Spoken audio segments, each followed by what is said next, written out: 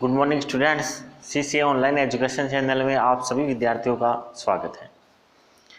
आज क्लास में अपन स्टार्ट करेंगे धात्विक गुणों के साथ। अपन पढ़ रहे थे आवर्त सारणी में जो आवर्ती गुण होते हैं उनकी आवर्तिता के संबंध में। आज का अपना टॉपिक है वो है आध्यात्मिक गुण। सबसे पहले अगर हम बात करें कि अधात्विक गुण होते क्या हैं, अधात्विक गुण कौन से तत्व रखते हैं, इस संबंध में हम बात करें तो होता क्या है कि किसी तत्व के परमाणु जो इलेक्ट्रॉन ग्रहण करने की क्षमता रखते हैं, किसी तत्व के परमाणु जो इलेक्ट्रॉन ग्रहण करने की क्षमता रखते हैं वो उनका अधात्विक गुण कहलाता है। कल अपन ने पढ़ा था धात्विक गुणों के बारे में। कल का जो क्लास थी उस लास्ट क्लास में अपन ने लास्ट में पढ़ा था कि जो धात्विक गुण होते हैं वो होते हैं इलेक्ट्रॉन त्यागने की प्रवृत्ति के। आज हम पढ़ रहे हैं अधात्विक गुण, तो ये जस्ट उसके अपोजिट होते हैं। ऐसे गुण जिसके अंदर परमाणु क्या करता है, इलेक्ट्रॉन ग्रहण करने की क्षमता रखता है, ऐसे गुणों को अपन बोलते हैं अधात्विक गुण। तो इसकी जो डेफिनेशन है उसको अपन नोट कर लेते हैं। इसकी डेफिनेशन होगी किसी तत्व के परमाणु के द्वारा इलेक्ट्रॉन ग्रहण करने की क्षमता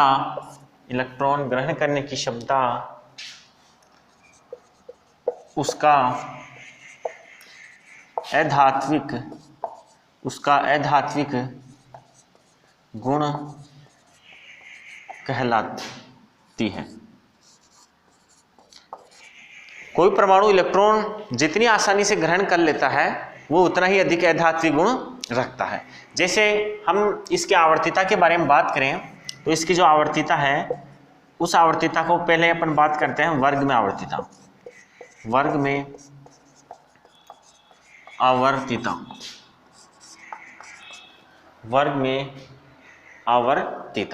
देखो, वर्ग में आवर्तिता की अगर हम बात करें तो अधात्विक गुणों के अंदर वर्ग में ऊपर से नीचे जाने पर जो अधात्विक गुणों की प्रकृति होती है वो कम होती जाती है।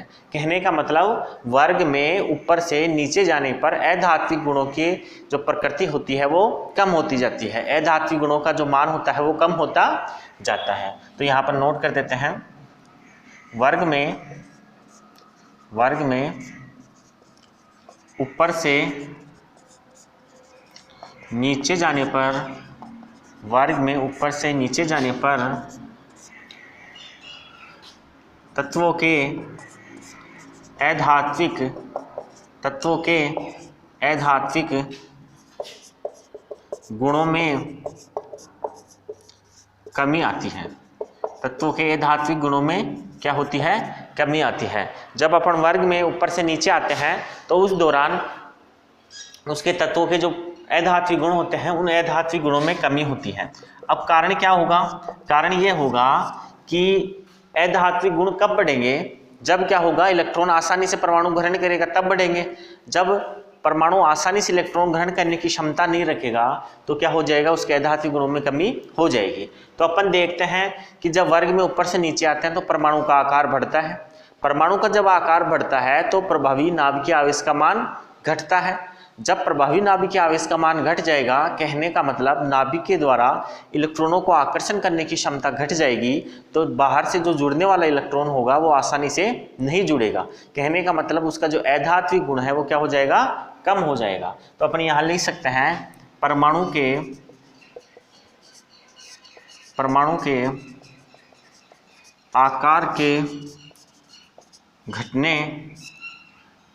परमाणु के आकार के घटने व प्रभावी नाभिकीय आवेश के मान परमाणु के आकार के बढ़ने, घटना नहीं होगा, यह होगा बढ़ने व प्रभावी नाभिकीय आवेश के मान के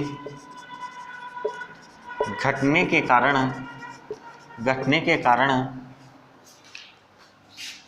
वर्ग में ऊपर से नीचे जाने पर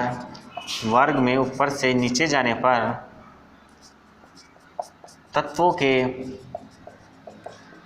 परमाणु में इलेक्ट्रॉन आसानी से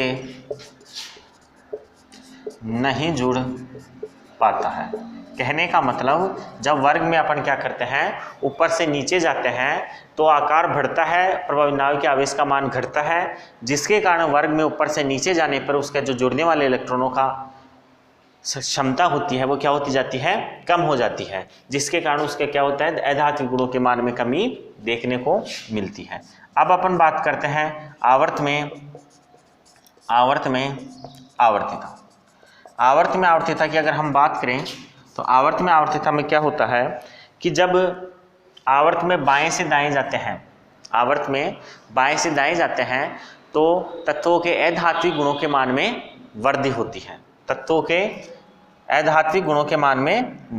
है। यहाँ लिखते हैं अपन, आवर्त में बाएं से दाएं जाने पर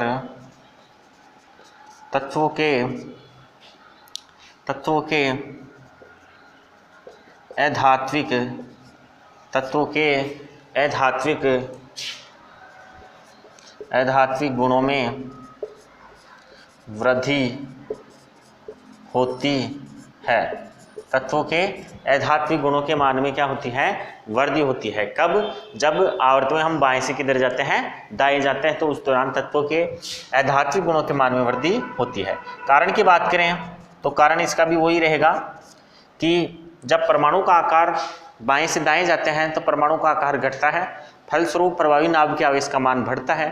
प्रभावी नाभिक के आवेश का मान जब बढ़ता है तो नाभिक के द्वारा इलेक्ट्रॉनों का आकर्षण करने की क्षमता बढ़ जाती है, जिसके कारण दिए जाने वाले जो इलेक्ट्रॉन होते हैं वो क्या होते हैं, आसानी से परमाणु में जुड़ जाते हैं। इसमें लिखेंगे आवर्त में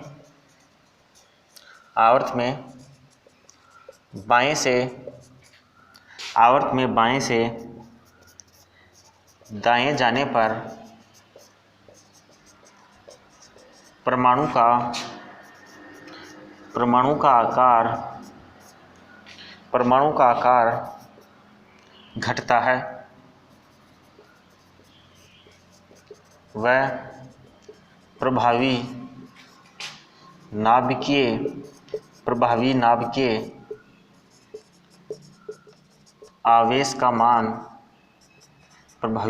आवेश का मान बढ़ता है,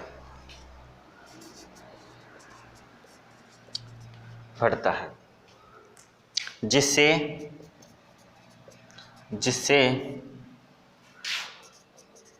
तत्वों के परमाणु इलेक्ट्रॉन को आसानी से ग्रहण कर लेते हैं। और जब आसानी से इलेक्ट्रॉन ग्रहण कर लेते हैं तो वो क्या करते हैं, अधात्विक गुणों के मान में वृद्धि कर देते हैं। तो अपन ने आज पढ़ा है अधात्विक गुण क्या होते हैं, वर्ग और आवर्त के अंदर जो आवर्तिता होती है अधात्विक गुणों की वो क्या होती है। एक बार रिवाइज कर देता हूँ।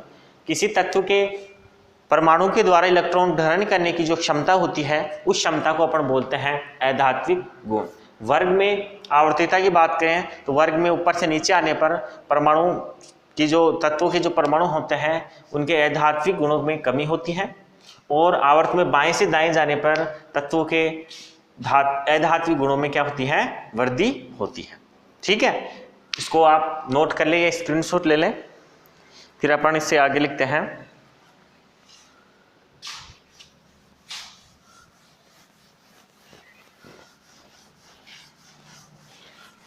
इसके आगे पढ़ेंगे अपना संयोजकता।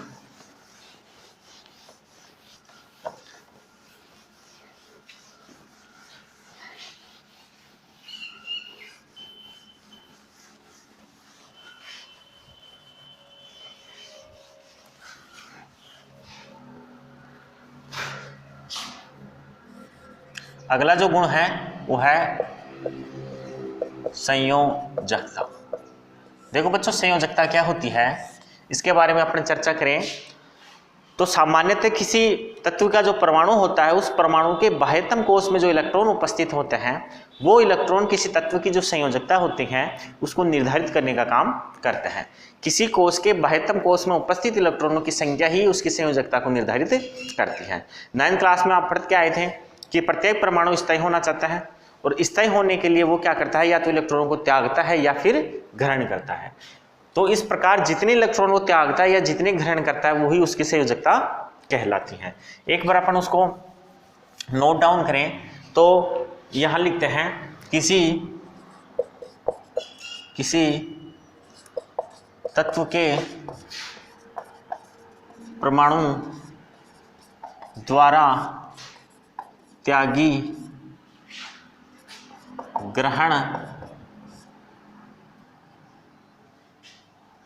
त्यागी गई, ऐसे लिखते हैं इसको, किसी तत्व के परमाणु द्वारा त्यागे गए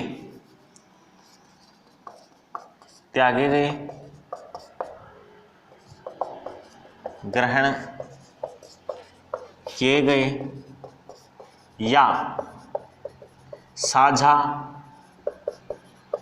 किए गए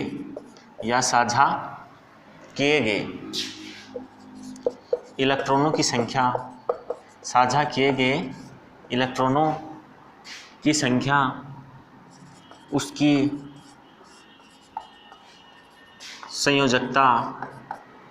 संयोजकता कहलाती है। जैसे अपन देखते हैं कि कोई तत्व है, वो तत्व जितने इलेक्ट्रॉन त्याग देता है, जैसे मान लेते हैं ये X है और इसके बाह्यतम कोश के अंदर इलेक्ट्रॉनों की संख्या कितनी है, इसके बाह्यतम कोश में इलेक्ट्रॉनों की संख्या है अपने 2 इसमें है और 2 इसमें है। तो ये क्या करता है, अष्टक पूर्ण करने के लिए इन 2 इलेक्ट्रॉनों को त्याग देता है। तो अपन यहाँ लिख सकते हैं कि जब ये इलेक्ट्रॉनों को त्यागता है ये उदासीन है, और जब ये इलेक्ट्रॉनों को त्याग देगा ऐसी स्थिति में ये बाहर वाला जो इसका कोश होता है, कौन सा कोश, ये जो बाहर वाला कोश है ये क्या हो जाएगा, समाप्त हो जाएगा। ये तो हो जाएगा समाप्त, और यहाँ पे अपन इस तत्व के लिए क्या लिख देंगे, X+2, क्योंकि इसने 2 इलेक्ट्रॉन त्यागे हैं तो यहाँ पे ये 2 क्या हो जाएगी, इसकी संयोजकता हो जाएगी। ठीक है। एक चीज और है, सामान्यतः देखा जाता है कि कोई तत्व हाइड्रोजन के साथ, जितने हाइड्रोजनों के साथ बंध बनाता है या फिर जितने ऑक्सीजन परमाणुओं के साथ बंध बनाता है, तो हाइड्रोजन के साथ तो जितने के साथ बंध बनाता है हाइड्रोजन की उतनी संख्या उसकी संयोजकता कहलाती है, और ऑक्सीजन के साथ जितने ऑक्सीजनों के साथ वो क्या करता है, बंध बनाता है, उसकी जो दुगनी होती है वो उसकी क्या कहलाती है, संयोजकता कहलाती है। जैसे हम बात करें कि वर्ग में संयोजकता के संबंध में बात करें तो अपन लिखते हैं इधर वर्ग संख्या, और इधर लिखते हैं बाह्यतम कोश में उपस्थित इलेक्ट्रॉन, और यहाँ लिखेंगे अपन इसकी संयोजकता। वर्ग संख्या 1, 2, फिर 3 से लेकर 10 तक आपके डी ब्लॉक आते हैं। डी ब्लॉक की संयोजकता परिवर्तनशील होती है, जिसके बारे में भी आगे चर्चा करेंगे। अपन सामान्य तत्व ले लेते हैं। वर्ग संख्या जो 13 है पी ब्लॉक में, उसको 1, 2, 13, 14, 15, 16, 17 और ये 18। पहला वर्ग जो होता है, पहले वर्ग के सभी तत्वों के बाह्यतम कोश में इलेक्ट्रॉनों की संख्या होती है 1। दूसरे वर्ग में बाह्यतम कोश में इलेक्ट्रॉनों की संख्या होती है 2। 13वें वर्ग में बात करें, अगर आप इसको देखना चाहें 13वें वर्ग में, तो यह हो जाएगी 3, इसमें 4, इसमें 5, 15वें में, 16वें में 6, 17वें वर्ग में 7 और 18वें वर्ग में होते हैं 8। आप ये देखना चाहें तो इन पहले वर्गों के पहले आवर्त के जो तत्व हैं उनके मैं नाम यहाँ लिख देता हूँ। जैसे अपन लिखते हैं लिथियम लिख लेते हैं यहाँ, beryllium, boron, carbon, nitrogen, oxygen, fluorine और नियोन। आप ये ये जो वर्ग हैं उन वर्गों के पहले सदस्य हैं ये। इनकी संयोजकता को आप देख सकते हैं कि इनके बाह्यतम कोष में लिथियम जो होता है उसके बाह्यतम कोष में 1 इलेक्ट्रॉन होता है। फिर जैसे जैसे एक एक परमाणु क्रमांक बढ़ता जाता है 1 इलेक्ट्रॉनों की संख्या बढ़ती जाती है। तो अपन कह सकते हैं कि पहले वर्ग में सभी जो तत्व हैं उनके बाह्यतम कोष में 1 इलेक्ट्रॉन होते हैं।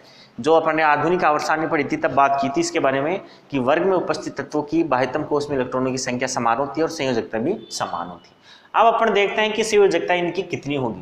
पहला वर्ग है तो ये क्या करता है, आपने 9th क्लास में पढ़ के आया था कि अष्टक पूर्ण करना चाहता है प्रत्येक तत्व का जो परमाणु है ताकि वो स्थायी हो जाए। तो इस स्थिति में क्या करेगा, ये जो बाह्यतम कोष में इलेक्ट्रॉनों की संख्या 1 है वो 1 को त्याग देगा, परिणाम स्वरूप इसकी संयोजकता हो जाएगी 1, और ये 2 को त्याग देगा तो इसकी भी संयोजकता कितनी हो जाएगी 2, और ये क्या हो जाएगा स्थायी हो जाएगा।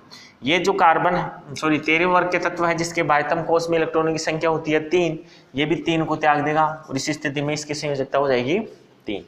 अब कार्बन क्या करता है, ये त्यागता नहीं, ये साझा करता है। तो अपन परिभाषा में पढ़ाता है या तो इलेक्ट्रॉन त्यागे या ग्रहण करें या फिर साझा करें। ये सहसंयोजक यौगिक बनाते हैं। सामान्यतः जो वर्ग 14 के सदस्य होते हैं वो सहसंयोजक बंध ही बनाते हैं। तो ऐसी स्थिति में इसकी संयोजकता हो गई आपके 4। अब 5 वाली जो स्थिति है इसमें 2 प्रकार की संयोजकता हो सकती है। सामान्यतः तो ऐसा होता है कि ये इसकी संयोजकता 3 होती है, इसकी 2 होती है, इसकी 1 होती है। और ये जो 18वां वर्ग है उसमें बाह्यतम कोष में 8 इलेक्ट्रॉन होते हैं, और 8 इलेक्ट्रॉन जब होते हैं तो वो स्थायी हो जाता है। उसके परिणाम स्वरूप इसकी संयोजकता 0 होती है। वो किसी से कोई क्रिया नहीं करता है, पहले से ही वो इसका अष्टक पूर्ण होता है और वो स्थायी होता है। अब हम बात करें कि इनकी संख्या कई बार देखने में आता है कि ये जैसे मैंने बताया 15वें वर्ग में है उसकी जो संयोजकता है वो 3 होगी, लेकिन कई बार ये 5 भी प्रदर्शित कर देता है। 6 है तो ये 6 भी प्रदर्शित कर देता है और ये 7 भी प्रदर्शित कर देता है। ये जो होती है वो विशेष परिस्थितियों में होती है, हमेशा नहीं होती है। ठीक है, तो ये इसकी संयोजकता हो गई।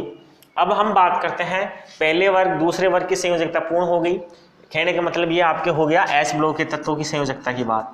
ये हो गया आपके पी ब्लॉक के तत्व, आवर्त सारणी में एस ब्लॉक के तत्व हो गए ये, और ये क्या हो गए पी ब्लॉक के तत्व। अब हम बात करते हैं डी ब्लॉक के तत्वों की। तो डी ब्लॉक के तत्वों के संबंध में कहा जाता है कि डी ब्लॉक के जो तत्व होते हैं और ए ब्लॉक के तत्व, इन दोनों के संबंध में हम बात करें तो ये तत्व क्या होते हैं, स्थायी संयोजकता प्रदर्शित नहीं करते हैं।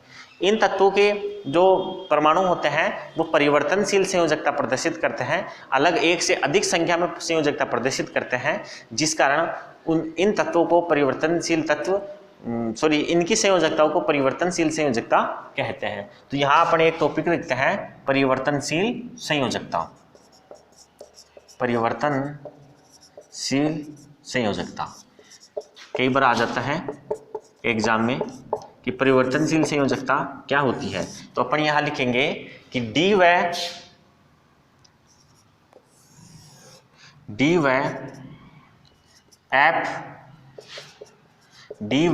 ब्लॉक के तत्व एक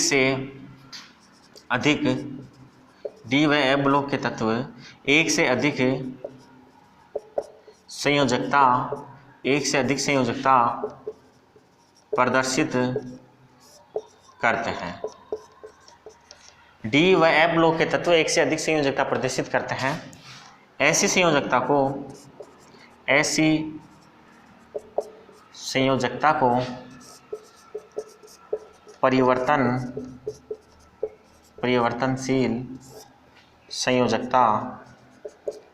परिवर्तनशील संयोजकता कहते हैं।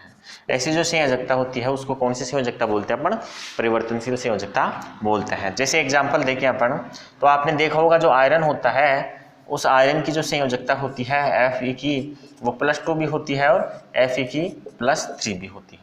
कॉपर की बात करें Cu+ भी होता है और Cu+2 भी होता है। इस प्रकार से डी और एफ ब्लॉक के जो तत्व होते हैं वो एक से अधिक संयोजकता प्रदर्शित करते हैं। उसके परिणाम स्वरूप उनकी जो संयोजकता होती है उसको परिवर्तनशील संयोजकता अपन कहते हैं। ये हो गई आपके संयोजकता। आजकल संयोजकता के स्थान पे एक अलग से शब्द काम में लिया जाने लग गया है जिसको बोलते हैं ऑक्सीकरण अवस्था, और उससे निकलने वाला जो अंक होता है उसको बोलते हैं ऑक्सीकरण अंक। तो अपन थोड़ी सी उसके बारे में चर्चा कर लेते हैं, उसके बाद अपन स्टार्ट करेंगे अगला पॉइंट।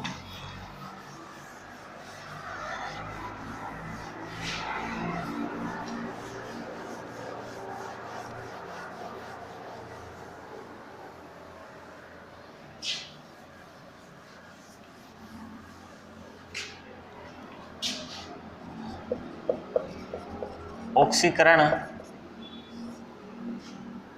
अवस्था, ऑक्सीकरण अवस्था। देखो ये संयोजकता से संबंधित ही है। इससे ऑक्सीकरण अवस्था का मतलब होता है कि जो इलेक्ट्रॉन जितने त्यागते हैं, त्यागने वाले इलेक्ट्रॉनों के ऊपर लगा दिया जाता है प्लस का मान, और ग्रहण किए गए इलेक्ट्रॉनों में लगा देते हैं माइनस का चिन्ह। इस प्रकार से जो संयोजकता होती है, उस संयोजकता के प्लस और माइनस लगाने से जो संख्या प्राप्त हो जाती है उसे अपन ऑक्सीकरण अंक कहते हैं, और इस प्रकार की जो अवस्था प्रदर्शित होती है उसको ऑक्सीकरण अवस्था कहा जाता है। तो हम यहाँ लिख सकते हैं कि किसी तत्व के परमाणु द्वारा किसी तत्व के परमाणु की संयोजकता के प्लस व माइनस लगाने से उसका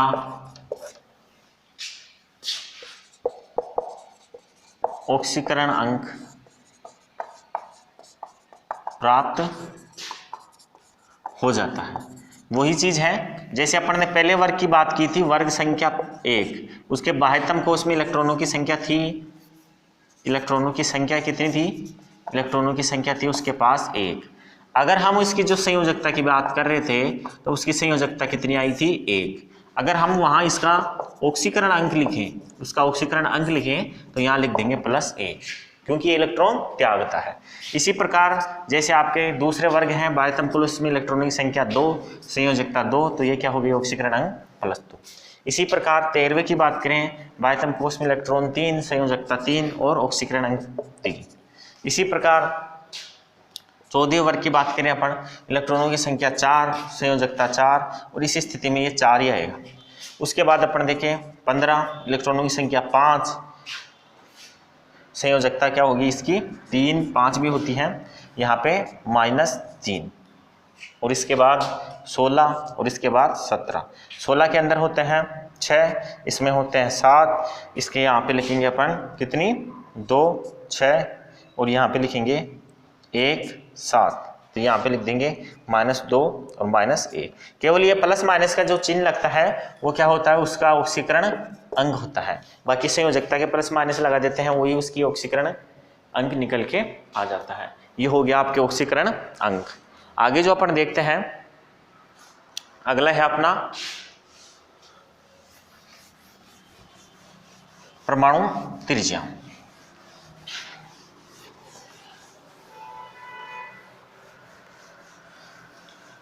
अपन ने परमाणु त्रिज्या स्टार्टिंग में पढ़ी थी, उसके बाद अपन देखते हैं परमाणु का आकार, या अपन उसकी त्रिज्या से लगाते हैं पता। परमाणु का जो आकार का पता लगाते हैं वो किससे लगाते हैं, परमाणु की त्रिज्या से अपन उसका पता लगाते हैं। तो यहाँ लिखते हैं परमाणु आकार। ये लास्ट टॉपिक है आपका इस लेसन का, परमाणु आकार। परमाणु आकार क्या होता है, किसी तत्व के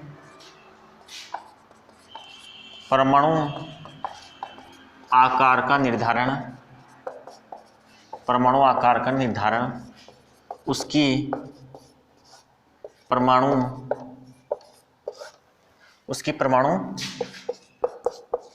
त्रिज्या द्वारा किया जाता है। परमाणु के आकार का निर्धारण उसकी त्रिज्या से होता है, और ये परमाणु जो त्रिज्या होती है, ये परमाणु जो त्रिज्या होती है उसके संबंध में अपन ने स्टार्टिंग में जब भी आवर्ती गुणों के बारे में चर्चा शुरू की थी उस समय पढ़ा था परमाणु की त्रिज्या, उदासीन परमाणु त्रिज्या और आयनिक त्रिज्या के बारे में अपन ने बात की थी। यहाँ हम त्रिज्या के 2 प्रकार हैं, एक असंयोजक त्रिज्या और एक होती है वान डेर वाल त्रिज्या। उनके बारे में बात करेंगे, होती क्या है। बाकी जो उसके आकार संबंधित जो गुण है वो आवर्तीयता संबंधी जो गुण थे वो परमाणु त्रिज्या के समान ही है। वर्ग में ऊपर से नीचे आएंगे तो परमाणु की त्रिज्या बढ़ती है, कहने का मतलब उसका आकार बढ़ता है, और बाएं से दाएं जाने पर परमाणु की त्रिज्या घटती है, कहने का मतलब उसका आकार घटता है। आवर्तीयता वही रहेगी। अपन यहाँ केवल दो प्रकार की त्रिज्याओं की बात करेंगे। पहली जो त्रिज्या होती है उसको बोलते हैं सहसंयोजक त्रिज्या, सहसंयोजक त्रिज्या। और जो आपकी दूसरी त्रिज्या होती है उसको बोलते हैं अपन वान डर वाल त्रिज्या।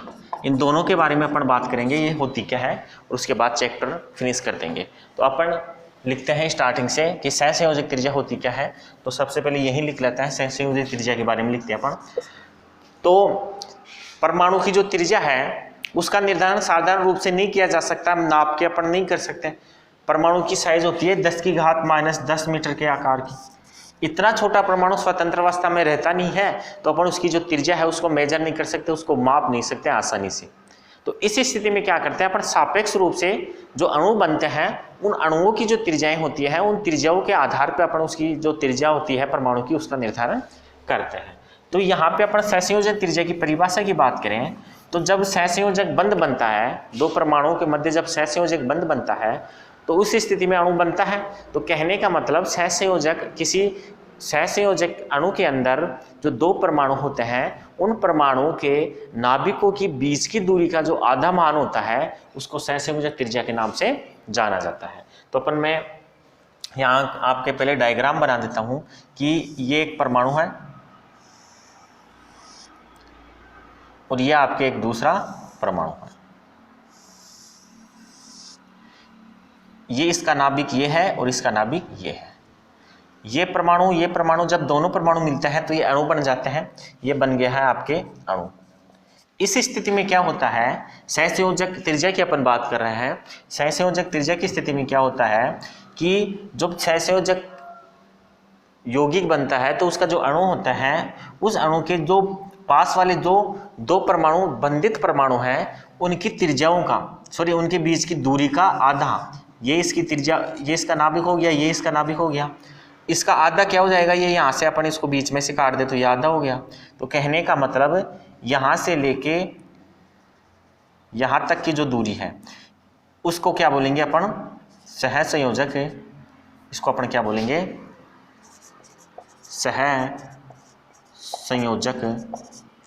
सहसंयोजक त्रिज्या। आया समझ में? सहसंयोजक त्रिज्या किसे बोलेंगे अपन, दो परमाणुओं के नाभिकों के बीच की दूरी का आधा, किसमें, सहसंयोजक यौगिकों में।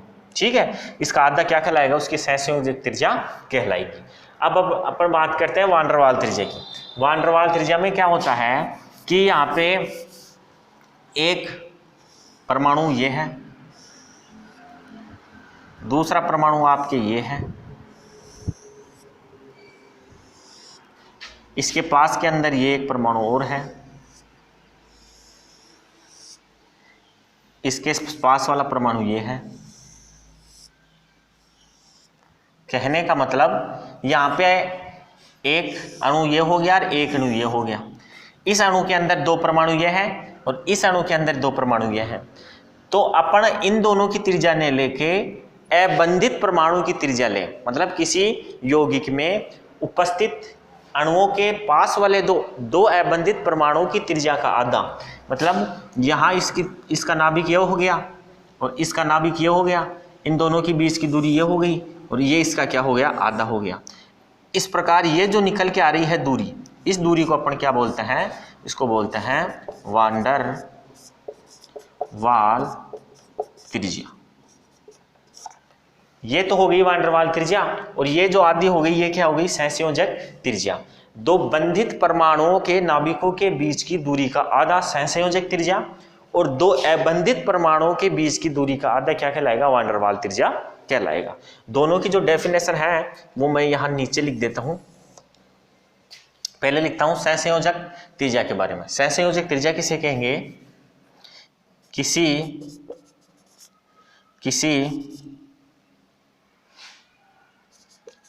सहसंयोजक यौगिक में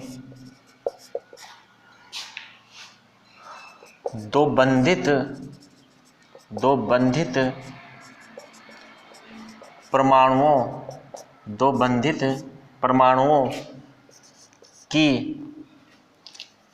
परमाणुओं के केंद्रों के बीच की दूरी का आधा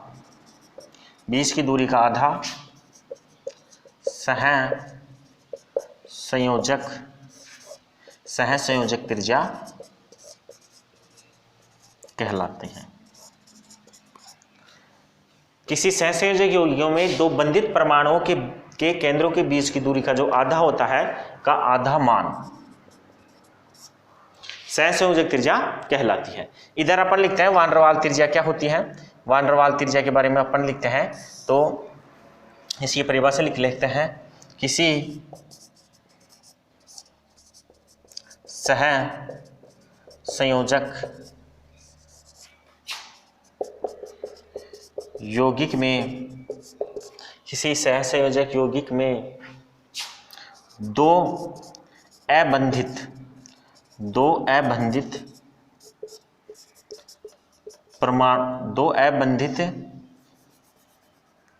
इसको ऐसे लिखो, यौगिकों में पास के दो अबंधित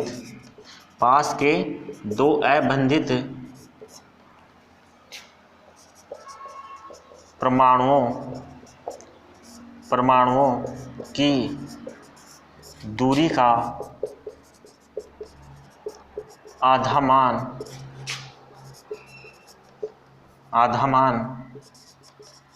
वान डेर वाल त्रिज्या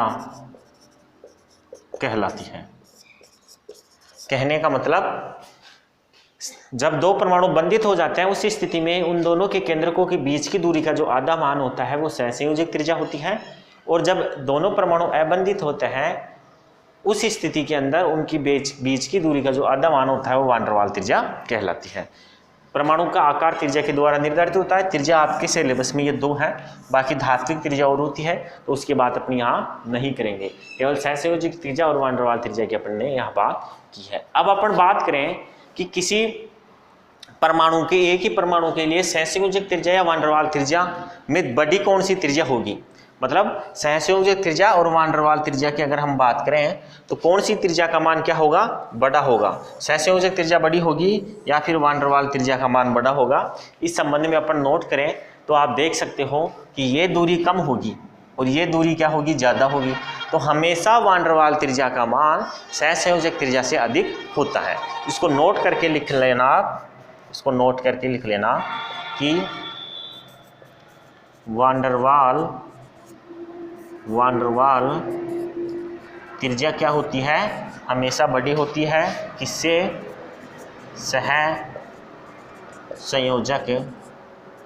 सहसंयोजक त्रिज्या से। ध्यान रखना इस संबंध को हमेशा कि वान डेर वाल त्रिज्या का मान होता है वह सहसंयोजक त्रिज्या से कैसा होता है, अधिक होता है। हरदम हमेशा किसी भी स्थिति के अंदर वान डेर वाल त्रिज्या का मान क्या होता है, सहसंयोजक त्रिज्या से अधिक होता है। इसका स्क्रीनशॉट ले लो और आप इसको नोट डाउन कर लो।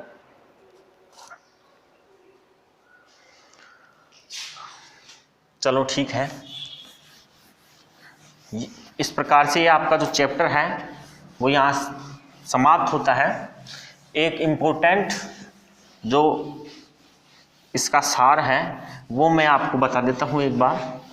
आपने पढ़ा है आवर्ती गुणों के बारे में। आवर्ती गुणों के बारे में अपन ने आवर्तिता पढ़ी। आवर्तिता के अंदर एक इम्पोर्टेंट बात है वो मैं आपको बता देता हूँ, उससे आपको सारे आवर्ती गुणों के बारे में पता लग जाएगा। अपन ने पढ़ा आवर्ती गुणों में सबसे पहले पढ़ा था परमाणु त्रिज्या, जिसको अपन आकार भी बोल सकते हैं।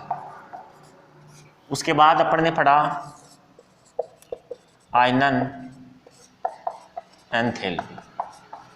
इसके बाद इलेक्ट्रॉन लब्धि एंथैल्पी। इसके बाद अपन ने पढ़ा विद्युत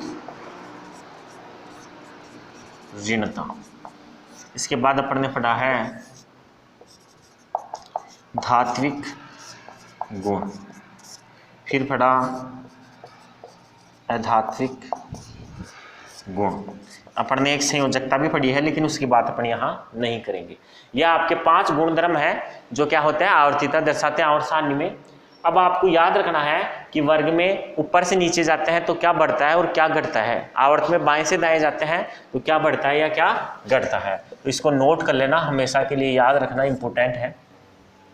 यहाँ पे 2 चीज है, एक तो लिख रहा हूं मैं परमाणु त्रिज्या, परमाणु त्रिज्या या अपन इसको बोलते हैं आकार, परमाणु त्रिज्या और आकार। और दूसरी चीज मैं लिख रहा हूं धात्विक गुण।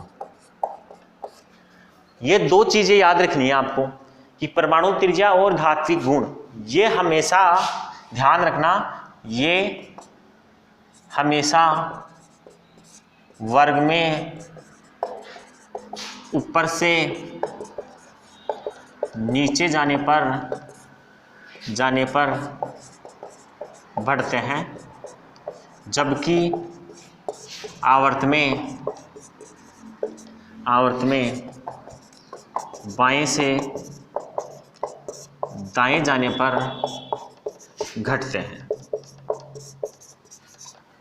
ये हमेशा वर्ग में बाएं ऊपर से नीचे आएंगे तो ये बढ़ेंगे, और आवर्त में बाएं से दाएं जाएंगे तब ये क्या होंगे, घटेंगे। ये 2 ही हैं, इनके अलावा जो बच गए वो जस्ट इनके अपोजिट होते हैं। तो आप ऐसे याद रखना कि केवल वर्ग में ऊपर से नीचे आने पर परमाणु त्रिज्या और धात्विक गुण क्या होते हैं, बढ़ते हैं, और बाकी सब कुछ घटते हैं। बाकी सब कुछ का मतलब इन दोनों को छोड़ के, एक तो इसको और एक इसको, इनको छोड़ के ये जो 4 चीजें हैं वो हमेशा क्या होती हैं, घटती हैं। ये 2 बढ़ेंगे, बाकी सब कुछ घटेंगे, जबकि आवर्त में बाएं से दाएं जाने पर परमाणु त्रिज्या और धात्विक गुण क्या होते हैं, घटते हैं, और बाकी ये सब कुछ बढ़ते हैं। और कारण वो एक ही है कि आकार का बढ़ना और प्रभावी नाव के आवेश का मान घटना, उसके आधार पर इसको समझा सकते हैं। तो इसको याद रखना आप कि ये 2 चीजें हैं, केवल यही वर्ग में ऊपर से नीचे आने पर बढ़ेगी, बाकी सब कुछ घटेगी, और ये दोनों ही वर्ग में बाएं से दाएं जाने पर क्या होगी, घटेगी, और बाकी सब कुछ बढ़ेगा। तो इस प्रकार से ये जो आपके इंपॉर्टेंट है इसको नोट कर लेना, याद कर लेना। और आज की क्लास जो है अपनी यहीं समाप्त होती है। नेक्स्ट क्लास में अपन नेक्स्ट चैप्टर स्टार्ट करेंगे। थैंक यू, धन्यवाद।